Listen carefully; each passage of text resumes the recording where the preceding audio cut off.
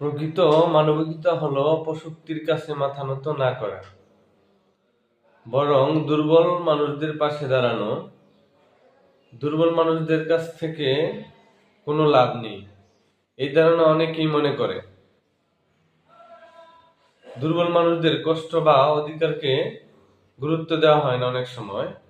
কখনো কখনো তাদের উপস্থিতি বোঝা মনে করা হয়। এই প্রবণতা সমাজে বৈষম্য বাড়ায়। শক্তিশালীরা আরো শক্তিশালী হয় আর দুর্বলরা আরো একা হয়ে পড়ে। ন্যায় বিচার, মানবিকতা ও সহমর্মিতা হারিয়ে যেতে থাকে। অথচ প্রকৃত মানবিকতা হলো অপশক্তির কাছে মাথা নত না করা, বরং দুর্বলদের পাশে দাঁড়ানো।